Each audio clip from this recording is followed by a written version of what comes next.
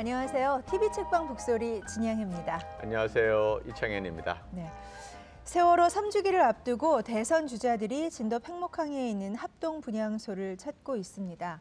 이분들이 방명록에 가장 많이 쓴 단어가요. 1위가 촛불, 네. 2위가 안전, 3위가 정의라고 합니다. 네, 사실 세월호 사고를 통해서 우리 사회에 과연 정의는 존재하는가, 정의가 침몰한 것 아닌가라는 사실 많은 우려들이 있었는데요. 이러한 사건들 가지고 오늘 정의에 대해서 한번 논의해봤으면 좋겠습니다. 네, 어떤 책인지 먼저 화면으로 소개해드리겠습니다.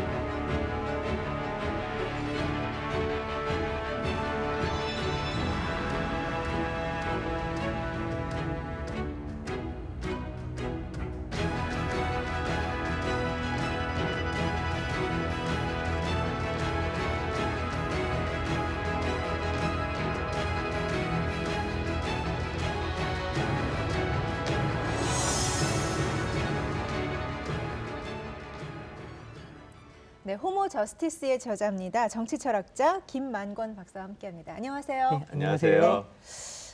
팟캐스트 철학사이다 진행하고 계시다면서요? 네, 맞습니다. 시민 정치, 철학, 교육 팟캐스트 같은 건데요. 네. 그냥 시민단체와 연계돼서 그냥 우리 정치나 일상생활이나 아니면 철학이나 관심 있는 그런 교양 교육 같은 것과 연관해서 같이 방송하고 있습니다. 네.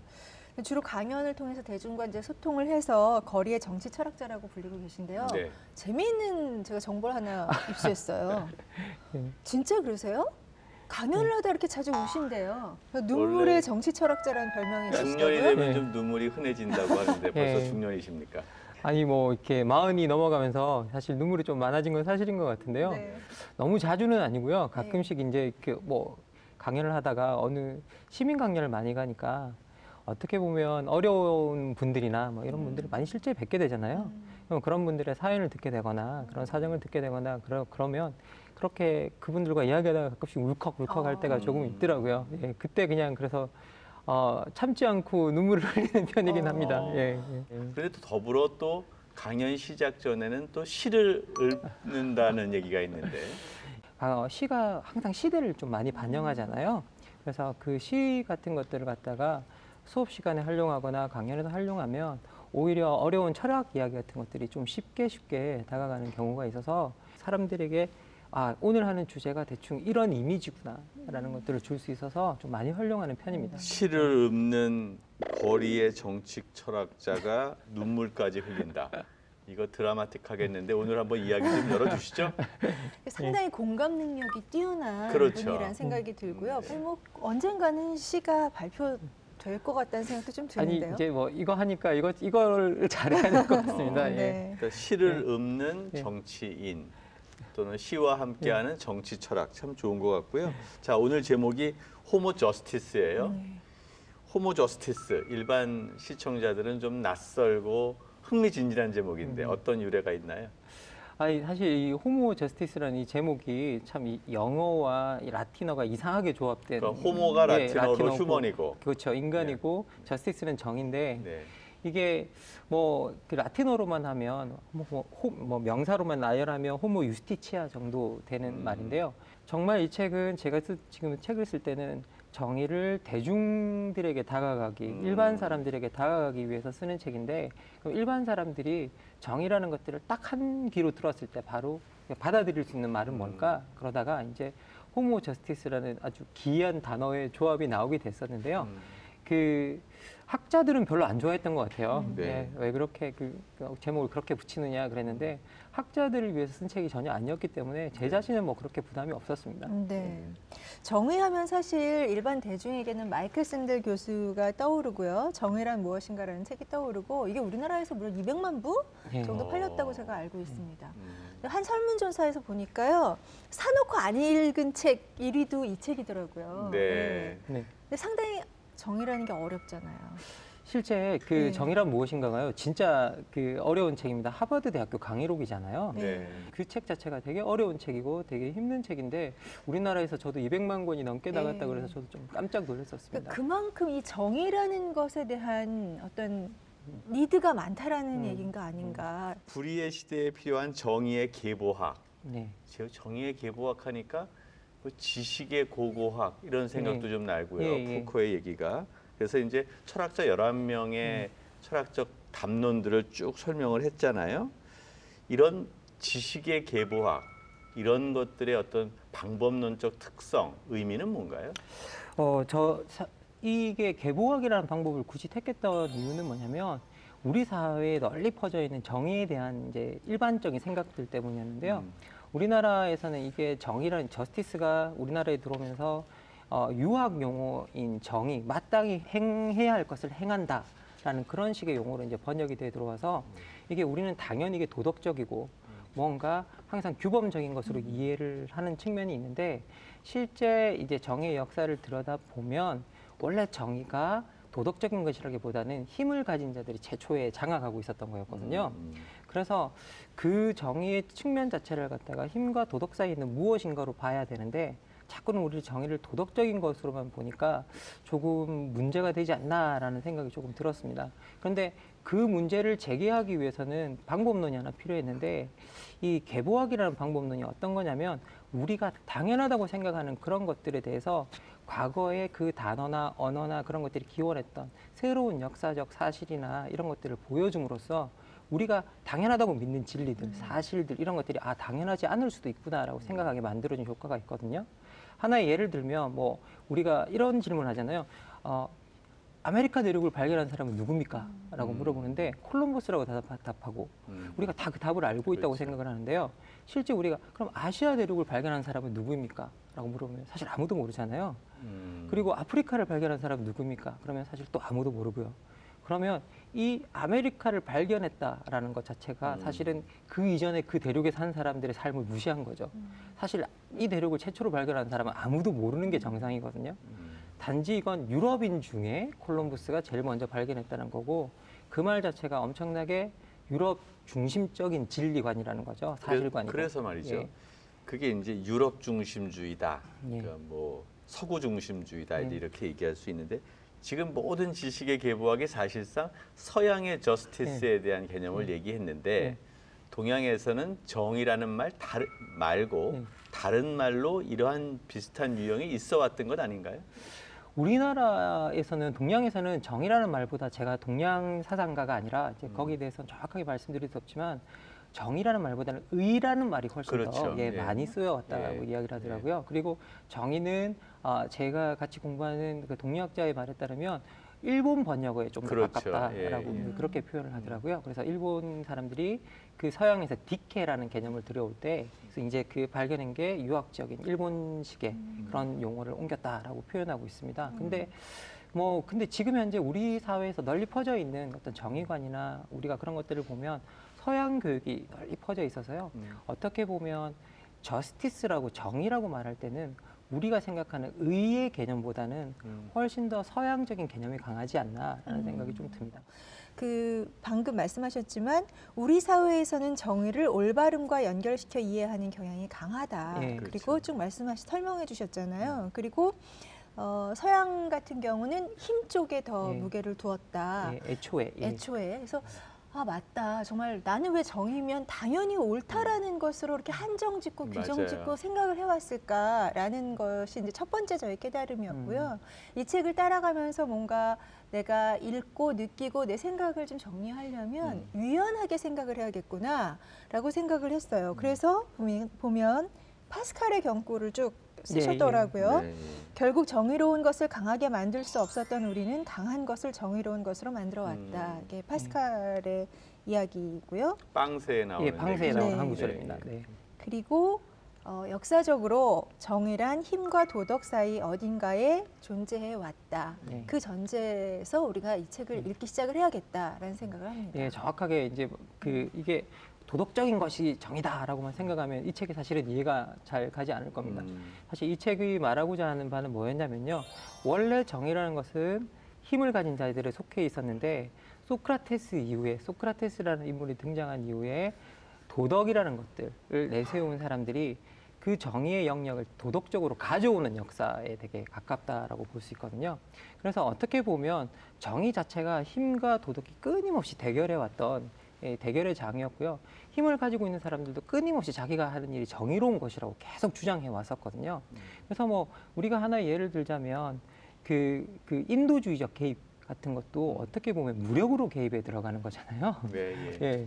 그래서 실제 그 힘이라는 것들이 그 무력이라는 것들이 그렇게 나쁘게만 사용되는 것이 아니다라는 것을 계속 주장해 왔고 그것을 가지고 있어야지만 정의를 세울 수 있다. 힘을 가지고 있어야지만 정의를 세울 수 있다라고 주장해 왔던 사람들이 꽤나 많았기 때문에 이 둘 사이의 관계를 어떻게 잘 이해하는가가 사실은 정의의 핵심적인 내용을 꿰뚫어 볼 수 있는 거라고 생각이 좀 들었었습니다. 책을 보니까 펠로폰네소스 전쟁사에서 보면 거기 투키디데스가 예. 쓴 거 아니겠어요? 예. 거기서 보는데 힘이 곧 정의다라고 얘기를 하는데 그때의 기본적인 전제는 당사자들의 관계가 좀 비교적 평등해야만 이것이 먹히는 것이다라고 얘기를 하잖아요.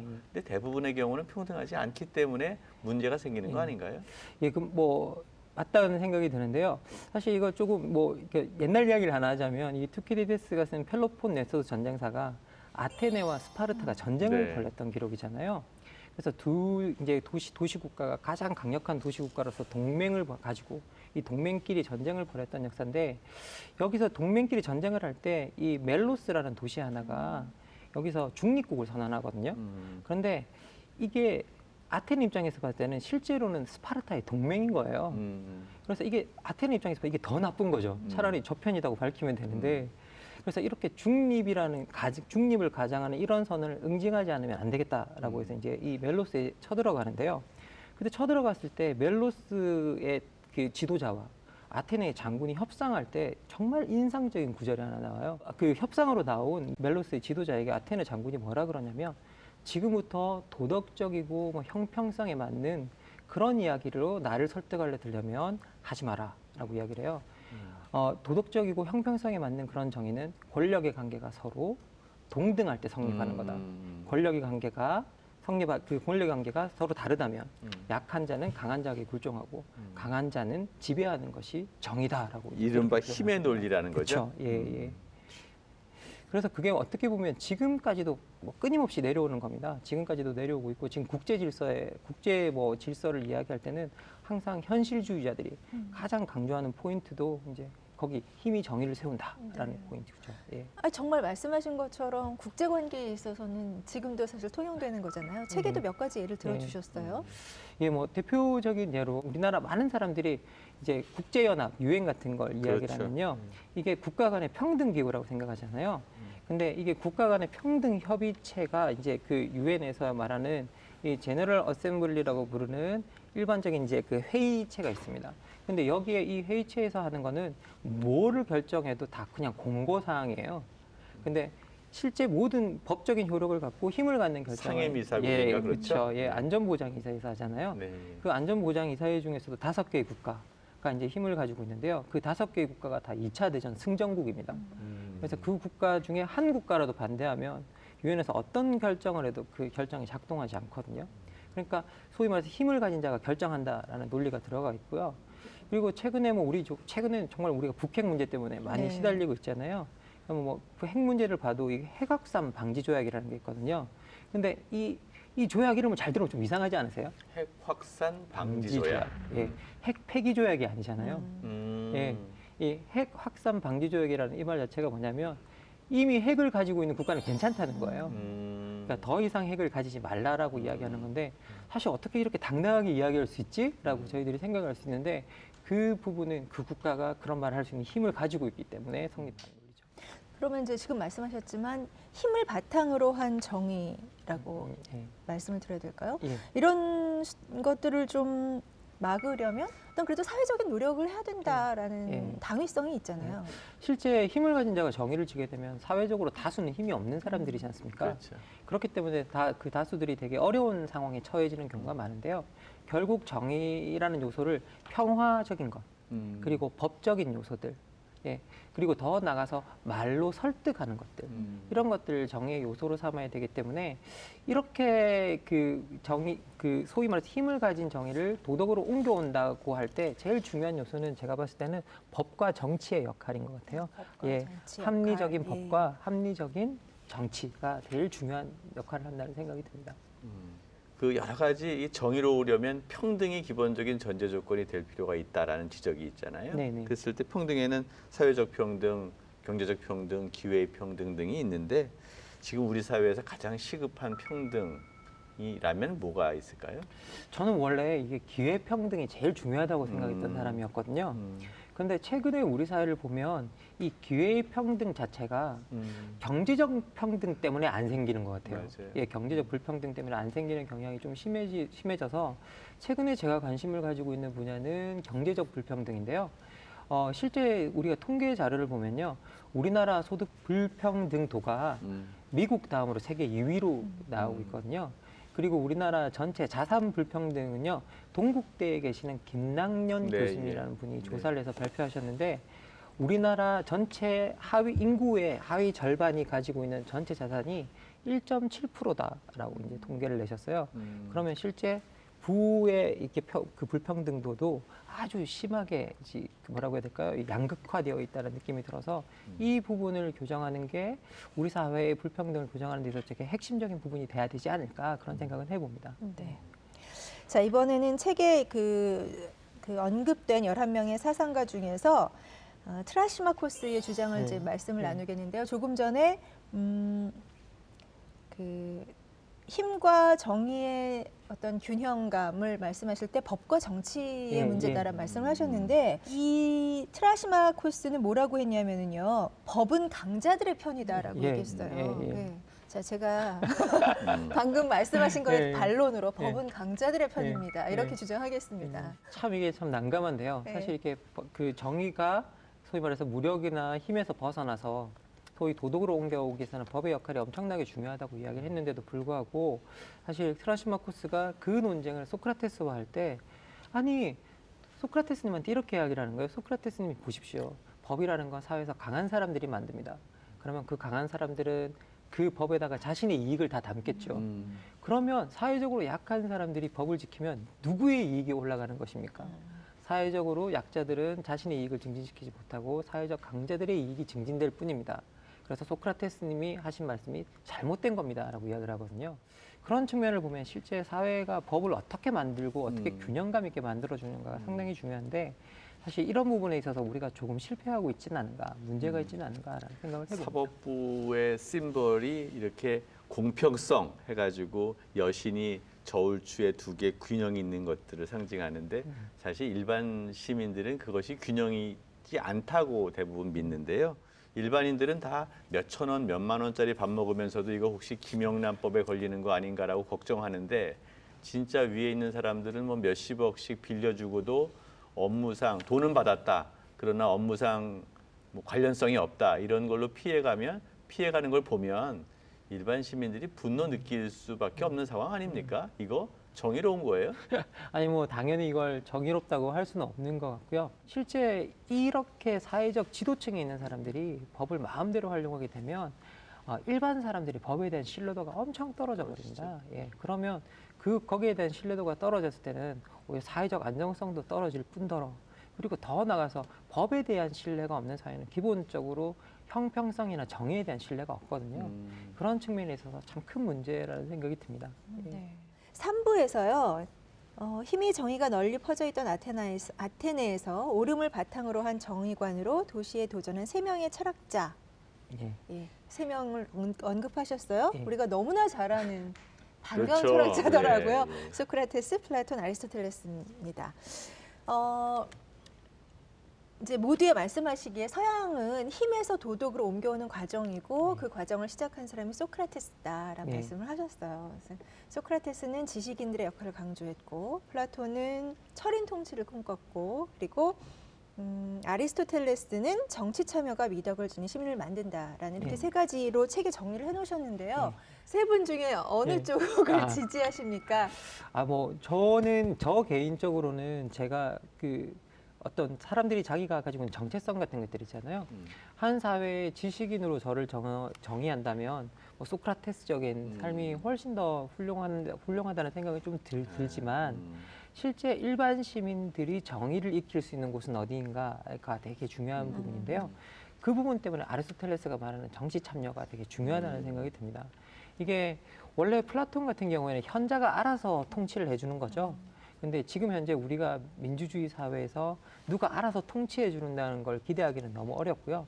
그렇다면 일반 시민들이 정의의 내용이나 아니면 그런 것들을 알아야 되는데 그 내용을 알 수 있는 길은 뭐냐라고 하면 실제 정치 참여를 하는 과정 속에서 같이 어떤 원리를 만들고 원리 뭐 구성하고 그러는 과정 속에서 토론하고 대화하고 이러면서 그 원리들을 익혀 나간다는 생각이 좀 들거든요. 뭐 하나의 예를 들어서 이번에 뭐 그 저희들이 촛불 집회 때문에 대거 이 정치 참여가 늘어났지 않습니까? 근데 여기서는 단지 누가 뭐 물러가라 누가 잘못했다라는 이야기라기보다는 야 우리나라의 원리가 왜 이렇게 만들어져 있지? 뭐 이런 다양한 이야기들이 나오기 시작했죠. 그래서 그런 정치 참여의 기회가 우리한테 정치 체제와 정치 체제가 가지고 있는 원리나 이런 것들을 이해할 수 있는 기회를 주거든요. 그런 측면에 있어서는 저는 정치 참여가 훨씬 더 중요하다는 생각을 해봅니다. 근데 아주 재밌고 흥미로운 걸 제가 책을 읽다 발견했어요. 아마 교수님께서도 굉장히 좋으실걸요? 네. 제가 읽어드릴게요. 네. 플라톤은 지혜로운 통치자들이 인격적으로 완성되는 시기를 50세로 봤다. 네, 어떠세요? 그렇습니다. 감동적이지 않으세요? 네, 예. 또 하나 제가 감동적인 게 하나 있는데요. 통치자들과 관련하여서 여성도 남성처럼 통치자가 될 수 있다고 주장했다. 예. 사실 이 시대의 여성은 그렇죠. 선거권도 없고 아고라에 나타나지도 못할 때 아니었습니까? 예, 맞습니다. 근데 당시로 봐서는 아주 혁명적인 네, 발상이었고요. 뭐 투표권도 없는 여성이 도대체 어떻게 정치를 할 것인가 이렇게 이야기를 하는데 영혼에 올바른 것을 익히고 사고하고 그것을 지도하는 데는 남성과 여성의 구별이 없다라고 이제 이야기를 한 거죠. 이 책을 예. 계기로 제가 플라톤을 애정하게 될 것 같아요. 네네. 몰랐어요, 사실은. 예. 저도 이런 멘트 되게 좋아해요. 제가 여성들을 네. 되게 좋아하기 때문에. 근데 이제 보게 되면 네. 여러 가지 이제 그 선거 이제 공평성, 정의 이런 것들을 얘기하면서 이제 선거에 대한 이야기를 하지 않을 수 없는데요. 저는 선거가 여러 가지 다양한 사회를 변화시킬 수 있는 아이디어의 어떤 축제의 장, 네. 선택의 장이어야 된다고 봐요. 기본소득이다. 네. 뭐 옛날 같으면 뭐 여성차별에 대한 거, 옛날 또 흑백차별 없애고 이러는 것들이 다 선거의 과정들을 통해서 획득되는 건데요. 요즘엔 그런 게 별로 없는 것 같아요. 그 이유가 군소정당이 자유롭게 선거에 참여할 수 있는 것들이 제한돼서 그런 게 아닌가 싶고요. 대선에서 15%의 지지다. 그러면 이거 뭐 몇백만 명의 지지를 얻어야 되는 거 아니겠어요? 근데 그런 걸 얻지 않으면 선거비 보존이 안 되고 근데 이러다 보니까 사실상 선거가 자유로운 아이디어의 축제가 되기보다는 기성정당의 나눠먹기식 축제가 된다고 생각해요. 이런 거 문제 있는 거 합니까? 정의라는 차원에서? 실제 우리가 대통령 후보나 이런 걸 입후보하면 공탁금, 뭐 기탁금 제도라 그래서요 5억 원을 내야 됩니다. 실제. 그렇죠. 그런데 이 선거에서 15%를 득표하지 않으면 5억 원을 돌려받지 못하거든요. 네. 근데 이게 단지 대통령에만 있는 게 아니라 지방자치체까지 다 있어요. 거기도 5억이에요? 예, 아니 거긴 좀 거기는 아닙니다. 작아지겠죠. 예, 거기는 작아져. 네. 액수가 훨씬 작습니다. 근데 거기는 뭐 시, 군구 의원 같은데 입후보를 하려면 200만 원을 내야 됩니다. 근데 제가 한번 어떤 그 20대 청년, 30대 뭐 좀 가다가 맞아요. 청년이었는데요. 너무 열심히 뭔가 일을 하고 200만 원을 벌어야 된다는 거예요. 그래서 왜 그렇게 200만 원을 버는데 집착하냐고 그랬더니 공탁금을 벌기 위해서 자기가 뭔가 사회를 바꾸고 이런 일에 참여하고 싶은데 이 200만 원이 있어야 입후보를 일단 해볼 수 있다는 거죠. 그런데 실제 우리가 대표자가 되는 자격을 이게 어떻게 보면 돈으로 걸어놓은 거잖아요. 그리고 사실 이게 공탁금 제도를 만들어 놓은 건 후보가 난립하는 걸 막기 위해서 그렇죠. 만들어 놓은 거거든요. 근데 이 후보가 난립하는 걸 과연 이렇게 돈으로 진입장벽을 칠 필요가 있었을까? 이런 건 올바를까? 않을까라는 생각이 조금 드는 측면들이 있고요. 뭐 선거 뭐 마찬가지인데요. 선거라는 것들이 군소정당 아까 이야기하셨는데요. 실제 우리가 들어가면 누가 이기는가의 이야기가 돼버려서 그렇죠. 예, 이제 이기는 사람한테 표를 준다고 하다 보니 네. 군소정당 대표들은 거들떠 또 이제 안 보지 보는 않는 현상들이 거죠. 나오죠. 그래서 실제 TV 인터뷰도 뭐 되시는 분들만 하잖아요. 그렇죠. 예, 예. 그러다 보니 뭐 이 선거가 아이디어나 축제장이 되기가 참 힘든 측면이 있다는 생각이 듭니다. 네. 네. 자, 이제 좀 시대를 건너뛰어서요. 지금 시대에 네. 관한 정의를 좀 얘기를 해볼게요. 뭐 예전에 저희가 이제 힘과 도덕으로 이렇게 균형을 잡아서 말씀을 나눴다면 지금은 효용과 권리가 대립하고 있다라고 네. 언급을 하셨어요. 효용의 극대화가 정의다. 벤담부터 예, 쭉 기술을 하셨는데요. 이 파트도 좀 설명을 해주시죠. 아, 사실 이제 그 효용이라는 측면이 이제 우리한테는 이게 행복이라는 다른 이름으로 이제 들려오고 있는데요. 사실 이게 사회가 어떤 일을 했을 때 사회가 얼마나 효율적으로 그 일을 할 수 있느냐, 이제 이 측면과 아니 사회가 효율적인 것도 좋겠지만 사회가 얼마나 정당하게 작동하느냐, 이제 이걸 그 두 측면이 이제 사회는 항상 대립하게 되어 있는데 실제 힘을 가지고 있는 사람이 효용의 측면을 많이 활용하게 되는 경우가 있습니다. 하나의 예를 들면요. 이 세월호의 국가적 재난의 문제인데 사실은 국민들이 이제 이번에 저희들이 처음으로 헌법재판소의 판결을 들으면서 생명권이라는 이야기도 들었잖아요. 그런데 여기 이 세월호 인양이 최근에 되었는데 세월호 인양이 되었을 때 그 이전에 많은 사람들이 뭐라 그랬냐면요. 인양 비용이 너무 많이 든다는 거죠. 그 비용이 너무 많이 든다는 거죠. 그러면 이 논리는 뭐냐면 하나의 국민이 국가로부터 자기의 생명을 보존받을 권리와 네. 그리고 거기에 너무 많은 비용을 투입해야 되기 때문에 그 비용이 비효율적이라는 논리가 대립하는 거죠. 세월호가 인양이 되지 않으면 사고 원인을 규명할 수가 없잖아요. 그렇죠. 예. 사실은 우리가 세월호를 인양할 때 세월호를 인양하면 마치 9명에게 돈을 다 거기에 있는 남아있는 미수습자 9명에게 그 돈을 다 쓰는 듯이 하는 표현이거든요. 사실 이 표현이. 그런데 세월호를 인양함으로써 우리가 할 수 있는 다른 일이 너무나 많은 거죠. 사고 원인을 규명하고 그 사고 원인을 제대로 규명하게 되면 다시 사건의 재발을 막을 수 있다는 효과가 있잖아요. 그런 측면에서 보면 비용으로 따질 수가 없는 문제들이거든요.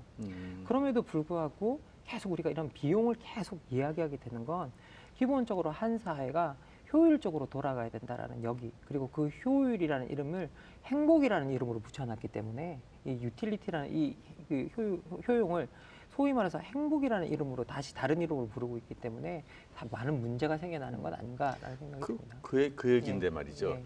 최대 다수의 행복이다 이거지. 예. 최대 행복. 최대 행복. 예. 이 얘기가 많은 사람들한테 행복을 줄 수 있을 거라는 희망을 주는 것 같으면서 정작은 예. 최대 다수의 최대 행복을 위해서 소수는 좀 손해봐도 되는 거 아니냐, 예. 볼 수밖에 없다. 이런 좀 차별적 시선을 만들어내는데 예. 이거 정의관으로 보면 문제 있는 거 아닙니까? 그래서 실제 사실 이 최대 다수의 최대 행복은 민주주의가 처음 만들어졌을 때는 정말 좋은 역할을 했어요. 왜냐하면 이게 선거권을 확산시키는데 엄청나게 많은 역할을 했습니다. 근데 시대가 바뀌다 보니 이제 민주주의의 방향이 다수자의 결정에서 소수자의 보호로 바뀌어왔잖아요. 네. 그러다 보니 애초에는 민주주의를 확산시킬 때 기여했던 이 생각이 이제 시대가 변하면서 소수자를 보호하지 못하는 거기에 구멍이 뚫리게 되는 거죠. 그래서 그것을 메꾸기 위해서 이제 권리론자라는 사람들이 등장해서 소수자들의 권리를 보호해만 되고, 그래서 우리가 자꾸 어떤 그 소수자의 권리를 침해할 때 자꾸 사회 전체 행복이라는 이름으로 이야기를 하는데, 우리가 사회 전체의 행복이라는 이름으로도 침해할 수 없는 개인의 권리들을 보장해줘야 된다라고 이제 이야기하면서 서로 대립이 일어나고 있는 거죠. 예. 뒤에 에필로그 부분에서도 상당히 예. 말씀을 나누고 싶은 부분들이 네. 많더라고요. 그게 짭짤하더라고요. 예. 근데 그 중에 이제 우리 사회에서 이게 참 많은 분들에게 참 문제다 공감을 하시는데 정확히 이걸 어떤 시각으로 봐야 될까 그런 고민도 좀 사실 하게 되거든요. 일배 현상에 관해서 구체적으로 언급을 예. 하셨거든요. 예. 아니 제가 봤을 때는 이 일배 현상 같은 경우에는 한 사회가 차별이 난무하고 있다라는 걸 보여주는 하나의 대표적인 현상이라는 생각이 들어요.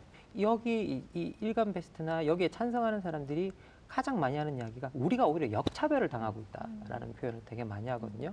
어떤 특정 지역이나 아니면 뭐 여성이나 노인들에게 너무 많은 혜택을 줌으로써 우리가 역차별을 당한다라고 표현하는데 전 이 표현이 되게 중요한 것 같아요.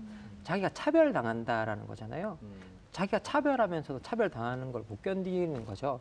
그런데 한편으로 저는 이게 어떤 거냐면 차별당한 사람들이 살아남기 위한 그러니까 몸부림이 아닌가, 자구책. 예, 자구책이 아닌가라는 생각도 어느 측면에서는 좀 들었었어요. 그래서 이 역차별이라는 아이디어를 우리가 좀 잘 생각해 본다면 실제 이 일배 현상에 놓여져 있는 되게 중심적인 것들이 한 사회 내에서 확산되어 가고 있는 차별에 관한 예, 문제를 볼 수 있다라는 생각이 좀 듭니다. 그러니까 일베들이 사회적인 해악을 갖고 오고 예. 사회적 차별을 한다는 행위도 일면 현상이지만 전체적으로 우리 사회에 차별이 만연하고 있다는 것의 징후적 현상이 아닌가 생각이 들고요. 예. 또 롤스가 그런 얘기 했잖아요. 인간만을 바꿔서는 안 되고 제도를 바꿔야지 정의가 구현된다. 어떤 맥락이죠? 사실 이렇게 롤스가 제도 이야기를 이제 강조하는데요. 롤스의 전제는 엄청나게 어떻게 보면 단순한데요. 정의로운 제도 아래 자란 사람들이 미래의 정의로운 제도를 지지하게 된다라고 이제 표현하거든요. 그 정의로운 제도 속에서 혜택을 누렸기 때문에. 그런데 저는 뭐 제도가 모든 것을 해결해 줄 수 있다는 생각은 들지는 않습니다. 그런데 기본적으로 우리 사회에 차별적인 현상이 만연돼 있다면 제도 자체가 자신이 가지고 있는 구성원들에게 평등하게 대하는 것을 끊임없이 보여준다면 실제 우리 사회에서 만연하고 있는 혐오 현상이나 어떤 그런 차별 현상 같은 것들이 어느 정도는 줄어들 수 있는 첫 번째 스텝이 될 수 있지 않을까, 네. 첫 걸음이 될 수 있지 않을까라는 네. 생각이 조금 들어서 제도적으로 이 문제를 한번 해결하는 것을 시작해 보자라고 예. 제안을 하고 있습니다. 예. 그러니까 어떻게 보면 차별받았다고 생각하는 소수자들이 우리 사회 속에 들어올 수 있는 통로를 우리도 너무 차단하고 있었던 그렇죠. 것이 아닌가. 예. 그러면 그 소수자들이 그 차별받았다는 것을 좀 위로받을 수 있는 어떤 그 사회적인 제도라든지 예, 함께 갈 수 있는 것들이 좀 어느 정도 만들어진다면 그런 식으로 아주 극단적인 그 행동이나 반응을 보이는 일들은 줄어들지 않을까. 예. 예. 기본적으로 사회 제도가 확실하게 네가 우리 사회의 구성원이란 우리가 돌보겠다라는 것들을 명확하게 보여준다면 자연스럽게 그 체제에 대한 믿음도 생기고 그리고 동등하게 돌봄을 그러니까 같이 돌보아지는 다른 구성원들 간의 연대감도 같이 생겨나거든요. 그래서 그런 측면이 아주 중요하다는 생각이 좀 듭니다. 네. 자, 그러면 우리가 광화문에서 촛불 예. 시민들이 1,600만 명이 20회 넘는 그런 시민 일단 혁명의 과정을 거쳐서 이 자리에 왔는데요. 자, 이러한 것들이 제도의 개선을 위해서 이러한 것들이 좀 힘을 받으려면 어떤 방식을 우리가 해야 됩니까? 이게 촛불 이제 집회가 정말 우리 사회에 큰 변화를 이루었잖아요. 그래서 좀 장기적으로 시간을 두고 진짜 대한민국 사회가 추구하는 가치는 무엇이며 그 가치들을 어떻게 제도 속에 진짜 적절하게 녹여갈 수 있는지를 아주 오랜 시간 동안 강범위한 논의를 통해서 만들어갔으면 좋겠다라는 생각이 듭니다. 네. 네, 한 구절 물어봐 주시죠. 뭐 마지막 우리 늘 물어보는 거 있잖아요. 벌써 마지막 질문인가요? 네, 그렇게 됐네요. 시간 참 빠릅니다. 네. TV 책방 북소리 공식 질문이 있습니다. 예. 김만권 박사의 마음에 오래도록 남아있는 내 인생의 한 구절. 예. 예, 저희 시청자분들과 함께 나눠주시죠. 제가 시 한 편을 가지고 좋습니다. 왔거든요. 네. 그래서 차라리 시를 한 편 좀 읽어드리고 싶습니다. 네, 좋습니다. 예. 이 마종기 시인의 별 끝나지 않은 기쁨이라는 시인데요. 이게 내용이 이렇습니다. 오랫동안 별을 싫어했다.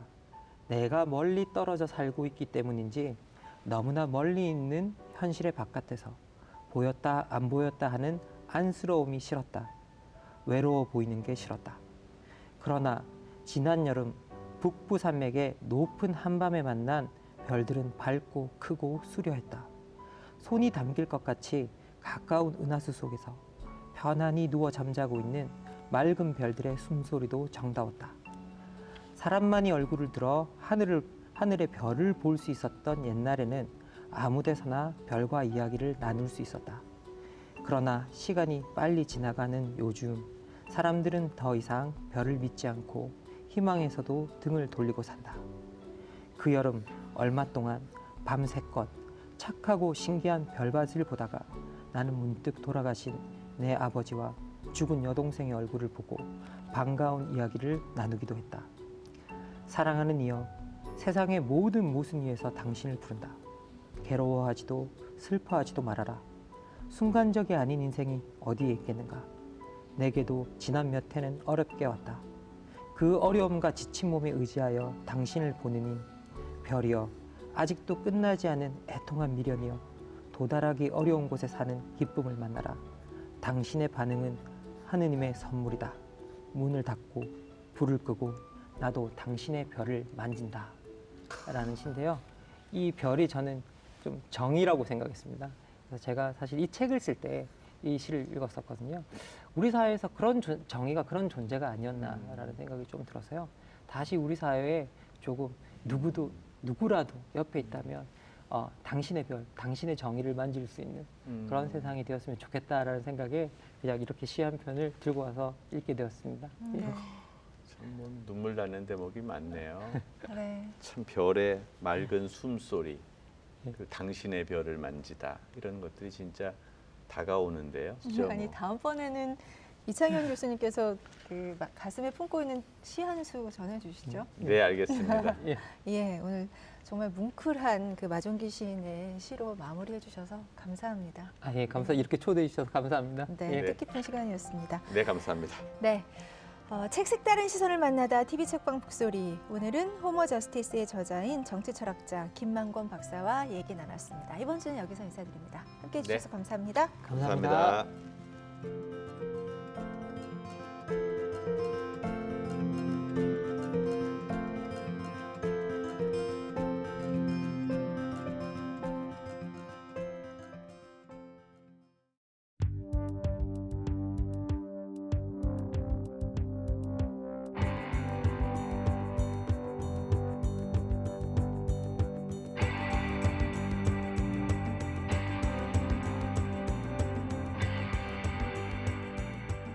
베스트셀러를 보면 각 시대별로 독자의 열망을 읽을 수 있습니다.